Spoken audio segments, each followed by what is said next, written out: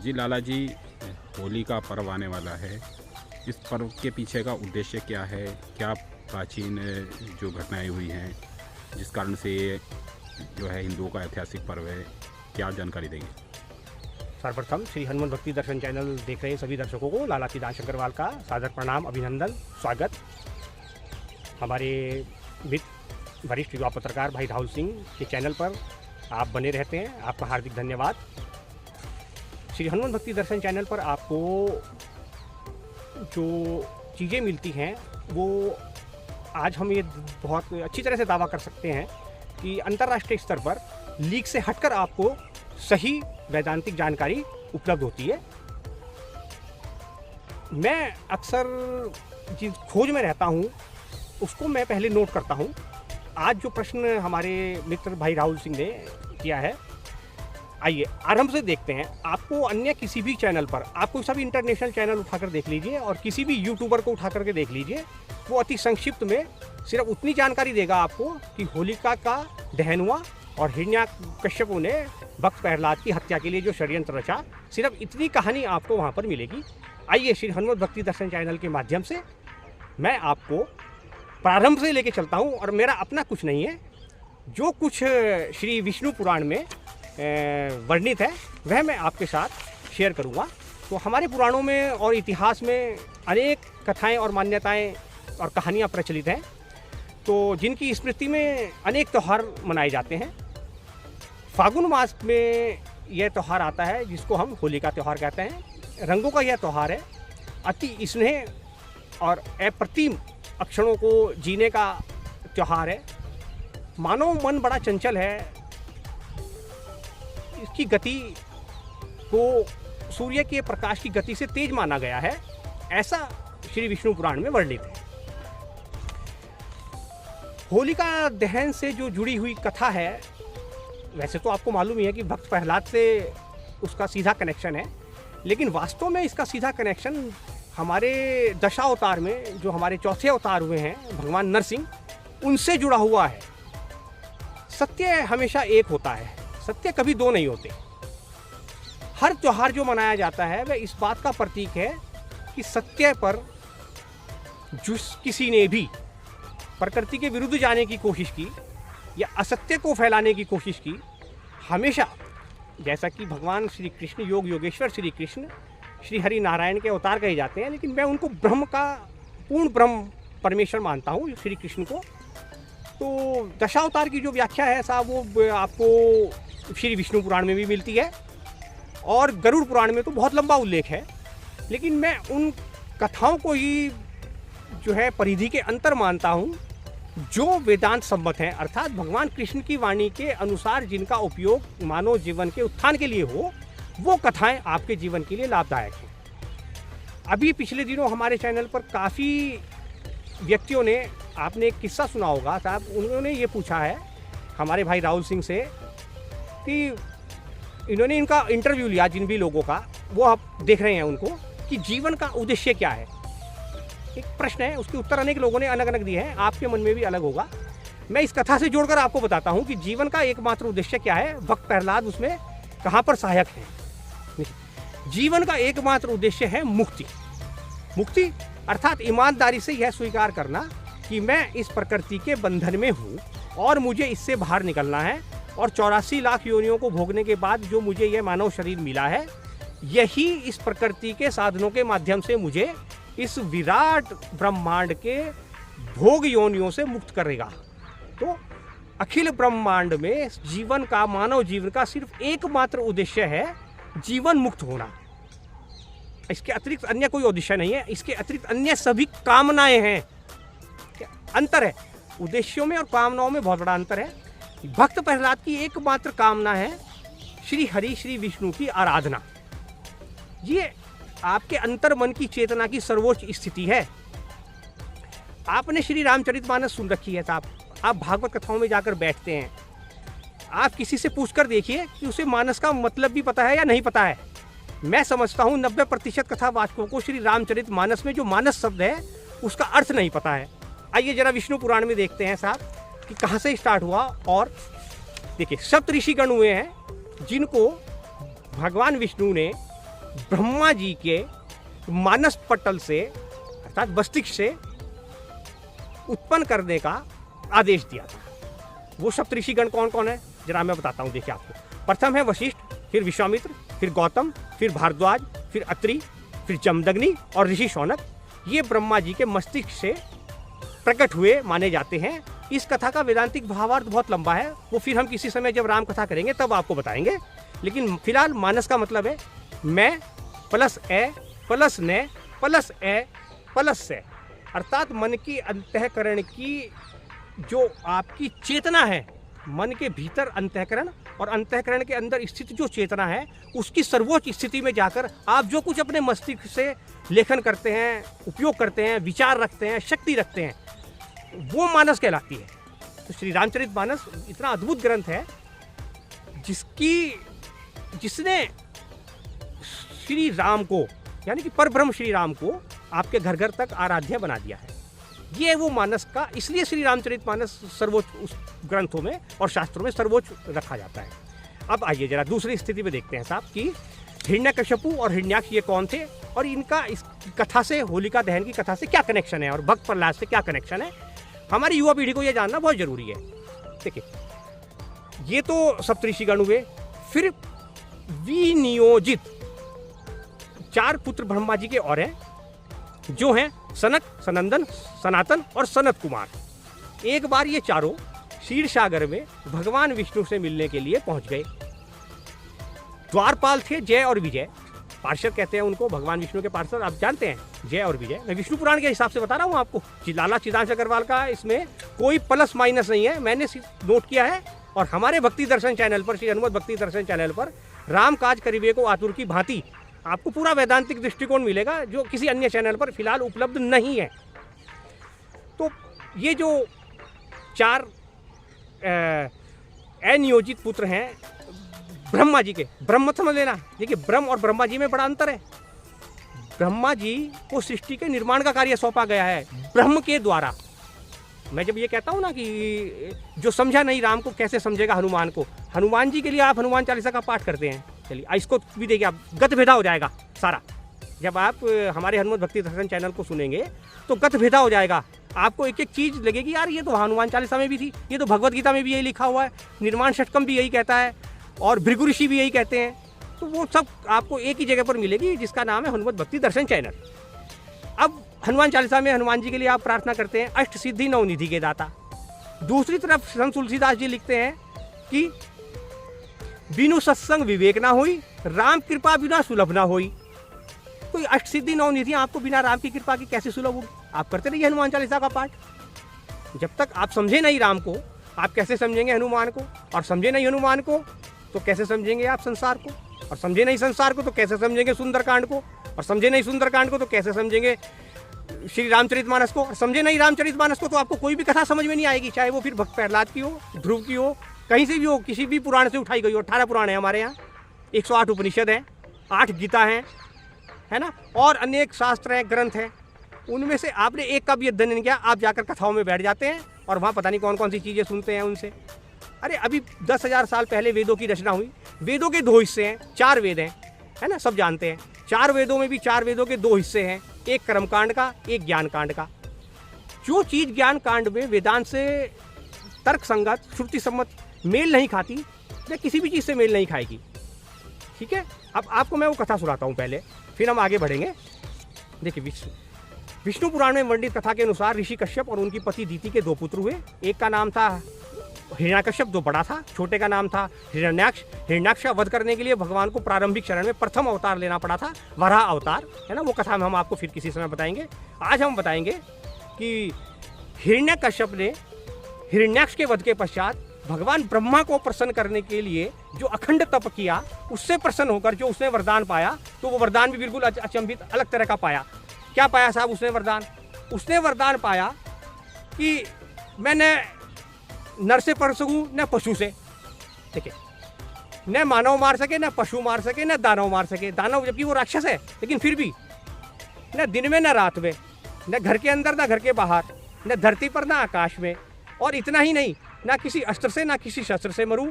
और ब्रह्मा जी ने एव मस्तु कह दिया हिरण्याकश्यप को। ये कश्यप ऋषि का पुत्र है। मजे की बात देखिए साहब, आपको अगर आप वेदांत नहीं पढ़ेंगे ना तो आप समझ ही नहीं पाएंगे कि वास्तव में महर्षि कश्यप का पुत्र हिरण्यकश्यप, कश्यप जुड़ा हुआ है और वो मानस पुत्र है ना। तो हिरण्यकश्यप ने वरदान में मांगा और उसने सोचा मैं अमर हो गया, अब मुझे कोई नहीं मार सकता। अब वो हो गया भगवान हिरण्यकश्यप। उसने घोषित कर दिया कि मैं हूँ भगवान, कोई दूसरा भगवान मेरे अतिरिक्त नहीं है। ठीक उसी भांति जिस भांति रावण कहता था त्रेता युग में कि मैं हूँ भगवान, ठीक उसी भांति जिस प्रकार कंस ने कहा बाद में तो मैं हूँ भगवान। तो ये जो दिशा विहीन करने वाली स्थिति होती है मन को, ये बड़ी विचंबित करती बात है और यही असत्य है। ये जो आपको प्रकृति दिखाई दे रही है, तो सुंदर सुंदर आपको आज नज़ारे दिखाई दे रहे हैं क्या चारों तरफ अपने, सब पता नहीं कौन क्या क्या कर रहा है, सब कुछ दिखाई दे रहा है आपको यहाँ। ये माया महाठगनी है। आप इसमें सुख ढूंढ रहे हैं, कोई पानी में सुख ढूंढ रहा है, कोई इसमें सुख ढूंढ रहा है, कोई पेड़ पर ढूंढ रहा है, कोई पहाड़ पर ढूंढ रहा है, कोई कहीं ढूंढ रहा है, कोई कहीं ढूंढ रहा है। इन सब चीज़ों से आपको हटा दिया है। अभी एक बंदे ने कहा है ना कि चिड़ियों को दाना डालना, चिड़ियों को डालना, चिड़ियों को डाला भी आप ऐसे नहीं डाल रहे कि राम काज करीबे को आतुर हैं आप चिड़ियों को दाना भी इसलिए डाल रहे हैं कि आपकी वहाँ पर कुछ प्राप्त, भगवान से कुछ प्राप्त करने की कामना है, इसलिए आप चिड़ियों को दाना डाल रहे हैं। इस जल में मछलियाँ रहती हैं, मछलियों को भी हम गोलियां इसलिए डाल रहे हैं कि उस गोली को खिलाने से हमें कुछ भगवान जरूर देगा उसके बदले में, और एक आध गुना नहीं, कम से कम 10 गुना चाहते हैं हम मांगना। तो हमारी तो स्थिति ये है इस समय। तो दिन अब ये वरदान प्राप्त कर लिया उसने। वरदान प्राप्त करने के बाद क्या हुआ साहब, वरदान प्राप्त करने के बाद वो उसे लगा कि मैं अमर हो गया, जबकि अमर कोई नहीं है। इसके पश्चात उसकी बहन जिसका नाम है सिंघिका, आरंभ में चलते हैं। सिंघिका नामक उसकी बहन है जो हिरण्यकश्यप के सेनापति से विवाहित है, जिसके कोई औलाद नहीं है। हिरण्यकश्यप की पत्नी का नाम है कयादू।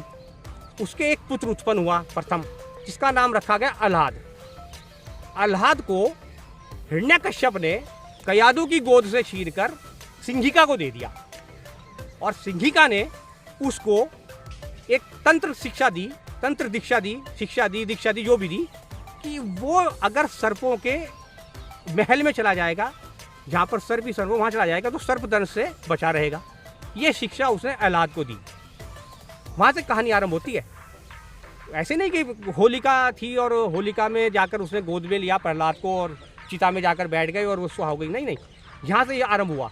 सिंघिका ने उसको ऐसी शिक्षा दी, और चूंकि प्रहलाद भगवान विष्णु के अनन्य भक्त हैं, विष्णु की भगवान की आराधना करते हैं, हरिनारायण की आराधना करते हैं। दूसरे पुत्र हैं वो कयादू के, और उनको स्पेशल चुना गया है साहब। ईश्वर स्वयं, ईश्वर कुछ नहीं करते, ब्रह्म अपने आप कुछ नहीं करते, वो किसी के माध्यम से कुछ करते हैं। तो वो प्रहलाद के माध्यम से ईश्वर ये बताना चाहते हैं कि धरा का भार उतारने के लिए जब मैं आऊँगा, यानी कि वहीं पे पहुँच गए हम। यदा ही धर्मस्य ग्लानिर्भवति भारत अभ्युत्थानम अधर्मस्य तदात्मानं सृजाम्यहम् परित्राणाय साधूनाम विनाशाय च दुष्कृताम धर्म संस्थापनार्थाय संभवामि युगे युगे। तो यहाँ पर भगवान का जो चतुर्थ अवतार है, नरसिंह अवतार, वो इस धरा पर हिरण्यकश्यप के अपराधों को विनाश करने के लिए, प्रहलाद की रक्षा के लिए आया है। उसमें सब शामिल हो गए, वो भी शामिल हो गए जो वहाँ हम आराधना करते हैं। जब संत शिरोमणि संत तुलसीदास जी लिखते हैं रामायण में, श्री रामचरितमानस में, भगवान राम जब प्रकट होते हैं, भर प्रकट कृपाला, और अंतिम छंद जब लिखते हैं, विप्र धेनुसुर संत हित लीन मनुज अवतार निज इच्छा निर्मित तनु माया गुण गोपार। तो वहाँ पर इसका भावार्थ जो है, जो विश्लेषण है, जो भावार्थ है, वो बिल्कुल अलग है। जो आपको कथाकार मंचों से बताते हैं बिल्कुल उससे अलग है। अब प्रतिदिन आप इसको उठाएंगे, प्रतिदिन नया भावार्थ आएगा। तो अब आगे बढ़ते हैं। देखिए, इसके बाद जब उसने भगवान नारायण से कहा, प्रहलाद ने अपने पिता श्री हिरण्यकश्यप को बहुत ज़्यादा समझाने की कोशिश करी। अब आप जानते हैं कि होली से 8 दिन पहले होलाष्टक लगते हैं, सबको पता है। लेकिन होलाष्टक लगते क्यों हैं? होलाष्टक का मतलब है, होलाष्टक इसलिए लगते हैं कि इस दिन में अधर्म अपने चरम पर पहुंच जाता है। कैसे पहुंच जाता है? देखिए, भक्त प्रहलाद से जब हिरण्यकश्यप सवाल पूछता है तो जवाब में भक्त प्रहलाद कहते हैं, मैं विष्णु पुराण में लिखा हुआ वर्ड बता रहा हूँ अब आपको, वहाँ से लाइनें उठाई हैं मैंने, वहीं से। जवाब में श्री हरिनारायण को भक्ति का पाठ पढ़ाने के लिए कह देते हैं अपने पिता को। इससे आग बबूला होकर हिरण्यकश्यप अपने पुत्र को ही जान से मारने की कुचेष्टा करता है। ये होलाष्टक में होता है 8 दिन लगातार। क्या क्या करता है जी? उसने अपने सैनिकों को आदेश दिया कि इस मूर्ख बालक को किसी भी तरह से समाप्त करके ही वापस लौटना, और उन सैनिकों के पीछे अपने गुप्तचर लगा दिए, अन्यथा वापस भी मत लौटना, और वापस लौटोगे तो तुम्हारा वध कर दिया जाएगा। ये हिरण्यकश्यप ने अपने सैनिकों को आदेश दिया। और इनके सैनिकों ने, उसके सैनिकों ने जब तमाम अस्त्र शस्त्रों से बालक प्रहलाद को मारने का प्रयास किया तो वह असफल रहे। इसके बाद परेशान होकर उन्होंने अपनी मृत्यु के भय से भक्त प्रहलाद को हाथी के पैर के नीचे कुचलने का प्रयास किया। इसमें भी असफलता हाथ लगी। फिर जंगल के राजा शेर को पिंजड़े में बंद करके लाया गया। उस पिंजड़े के अंदर भक्त प्रहलाद को फेंक दिया गया, वहाँ भी असफलता हाथ लगी। इसके बाद शेर ने उसका कुछ नहीं बिगाड़ा, अपितु शेर की सवारी करी भक्त प्रहलाद ने, ऐसा वर्णित है। इसके बाद बारी आई तक्षक नाग की। तक्षक नाग के विष से मारने के प्रयास में भी असफलता मिली। फिर बारी आई पहाड़ से, ये देखिए आप सामने पहाड़ देखिए, आप इससे भी ऊंचे पहाड़ रहे होंगे, अब तो बहुत छोटे हो गए पहाड़। जिस युग की हम बात कर रहे हैं उस समय पहाड़ आकाश हुआ करते थे। पहाड़ पर चढ़कर सैनिकों ने नीचे फेंक दिया। भक्त प्रहलाद वहां से भी बच निकले। फिर ये जल, ये तो कुछ भी गहरा नहीं है, इसमें तो आराम से नहा धो सकते हैं। ऐसे एक समुद्र जल में डुबोने का प्रयास किया गया, वहां से भी भक्त प्रहलाद बच निकले। कहीं भी उसको असफलता ना देखकर फिर हिरण्यकश्यप ने अंतिम चरण में आकर के भक्त प्रहलाद को खौलते हुए गरम कढ़ाई के तेल में बिठाया, लेकिन भक्त प्रहलाद का वहां भी वो नहीं बिगाड़ सके, वहां भी पुष्प खिल गए। जब 8 दिन तक कोई सफलता न देख करके अंतिम चरण में उसने सिंहिका को महल में बुलाया और सिंहिका से कहा कि बहन, तुझे जो वरदान मिला हुआ है उसका उपयोग करने का समय आ गया है। तुझे आग में न जलने का वरदान मिला हुआ है, तू भक्त प्रहलाद को अपनी गोद में लेकर इसको समाप्त कर दे। देखिए, सिंहिका, उसकी बहन और उसके सेनापति की बीबी और उसके बड़े भाई की माता, उसको आदेश दिया हिरण्यकश्यप ने। यानी कि अधर्म अपनी चरम सीमा पर, असत्य अपनी चरम सीमा पर जब पहुंचाता है तो वो सबसे पहले विवेक को हरता है। तो सिंहिका ने आदेश का पालन किया, भक्त प्रहलाद को लेकर अपनी गोदी में बैठ गई और चिता सजाई गई और वो उस पर बैठ गई। और क्योंकि वासुदेव श्री कृष्ण है ना, ब्रह्म है। जब आप अंतःकरण की, शुद्ध अंतःकरण की चेतना के सर्वोच्च शिखर पर होते हैं तो आप भक्त प्रहलाद होते हैं। आपको क्या सीखना है? आपको सीखना है, हाँ मैं ईमानदारी से, मैं बंधन में हूँ। अब आप कहेंगे भाई लाला सीतांश अग्रवाल इतनी बड़ी बड़ी बातें कर रहा है, तू क्या बंधन से बाहर है? नहीं भाई, मैं बंधन से बाहर नहीं हूँ, लेकिन बंधन में हूँ ये मैं ईमानदारी से स्वीकार करता हूँ। इसलिए मैं अपने चैनल पर सही बात बताता हूँ। फिर क्या हुआ? फिर आपको पता ही है, प्रहलाद बच गए, सिंहिका का सर्वनाश हो गया। जो अग्नि उसको जला नहीं सकती थी, उसी अग्नि के ताप ने उसको जलाकर राख कर दिया। और जब राख कर दिया तो राख से मस्तक पर तिलक लगाया। वहाँ पर उपस्थित जितने भी भक्तजन या जो भी उपस्थित थे, तो कार्यशाला के अंदर हुआ था ना पूरा कार्य, तो उन्होंने उसको स्पष्ट रूप से, आप देखिए, चिता की राख भगवान शंकर के छूरे मात्र से जब भस्म बन सकती है, तो वहाँ तो भक्त प्रहलाद था उपस्थित उसकी गोद में, तो वो राख भी क्यों नहीं भस्म हो सकती?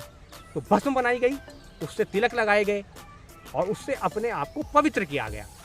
तब से उसका नाम होली पड़ा, क्योंकि वो जो काम नहीं होना था वो भी हुआ, होली, इसलिए उसका नाम फिर होलिका बना। ये था, सिंहिका का नाम होलिका इसलिए हुआ। ये होलिका दहन का असली तात्पर्य है। और होलाष्टक जो लगते हैं उसमें असली मकसद यही है कि जो 8 दिनों तक अत्यंत कष्ट दिया गया और 90वें दिन फिर प्रहलाद बच निकले उससे भी, तो फिर अगले दिन रंगों का त्यौहार मनाया जाता है। इसके अतिरिक्त भी अनेक किंवदंतियाँ मौजूद हैं, अनेक कथाएं प्रचलित हैं। वो सब आप उनको आप कहानियों की भांति ले सकते हैं। अगर आपके मन को कुछ उसमें सीखने को मिले, आपका अंतःकरण शुद्ध हो, तो उन कहानियों को और कथाओं का आपको लाभ है। अन्यथा वो सिर्फ कहानियाँ बनकर रह गई हैं। आजकल तो आप अपने चारों तरफ देख ही रहे हैं, होली के त्यौहार पर क्या क्या आप करते हैं, वो सब आपको खुद को मालूम है। यही मालूम करना अध्यात्म है। अध्यात्म का तात्पर्य वो नहीं है कि अध्यात्म किसी चीज़ में आपने सोने की थाली में जमा करके दीवार पर टांग दिया। अध्यात्म का मतलब है आप जो कुछ कर रहे हैं उसमें अधिक से अधिक आपको ये जानना कि आप काम काज करीबे को आतुर हैं कि राम काज करीबे को आतुर हैं। ये इस त्यौहार का मकसद है। होली की बहुत बहुत शुभकामनाएं आपको लाला चिदांश अग्रवाल की ओर से। हमारे श्री हनुमत भक्ति दर्शन चैनल को आप सब्सक्राइब करें, लाइक करें, और हमारे वरिष्ठ युवा पत्रकार भाई राहुल सिंह को भी होली की अग्रिम शुभकामनाएं। वो येन केन प्रकार मेरा इंटरव्यू लेते रहते हैं जो हमारे चैनल पर लगता रहता है, तो मैं वहाँ पर आपको वेदांतिक बात ही बताऊँगा जो बिल्कुल डिफरेंट होगी अन्य चैनलों से। इसलिए आपको हनुमत भक्ति दर्शन चैनल सब्सक्राइब करना बहुत आवश्यक है। और हम इसके बाद की कथाएं फिर बताने का प्रयास करेंगे आपको। अनेक और चीज़ें होती हैं, ऐसा नहीं है कि केवल वेदांत सम्मत है। आपके अगर मन में कोई और भी प्रश्न है, दुविधाएं हैं, तो आप सीधे श्री हनुमत भक्ति दर्शन चैनल पर जा करके कमेंट बॉक्स में लिख सकते हैं, सीधे इनको भेज सकते हैं। इनके एड्रेस उस पर मौजूद रहते हैं, आप डिस्क्रिप्शन में जा करके देख सकते हैं। हम आपको उसका प्रयास करेंगे। और आप आइए साहब, यहाँ पर श्री गंग विहार बावड़ी पर हम इस समय उपस्थित है। बहुत सुंदर यहाँ पर मंदिर बना हुआ है, गौतम ऋषि का आश्रम है। एक बार हम कथा सुना चुके हैं साहब, गंग विहार बावड़ी पर उपस्थित होकर के महर्षि गौतम की, देवी अहिल्या की और देवताओं द्वारा किए गए छल की। ठीक है, छल हर जगह मौजूद रहता है। वहाँ पर भी भगवान श्री राम का राज्याभिषेक होने में मात्र 4 प्रहर बाकी है और छल हो गया। तो ये ऐसा नहीं है कि असुरी छल करते हैं, छल कोई भी किसी के साथ कर सकता है। उससे सावधान रहें, आप किसी के साथ छल ना करें, केवल सूखे रंगों से होली खेलें, पानी नष्ट ना करें। ये प्रकृति का बहुमूल्य साधन है और बहुत नीचे जा रहा है। ये कभी बावड़ी आप देख रहे हैं, ये जल यहाँ तक हुआ करता था, आज आप देख लीजिए, पहले यहाँ तक जल हुआ करता था। जल कहाँ पर है अब आप देख सकते हैं साहब, और क्या हाल हमने साहब इसका कर दिया है। तो जय जय सिया राम, जय बजरंगबली। फिर मिलते हैं आपसे।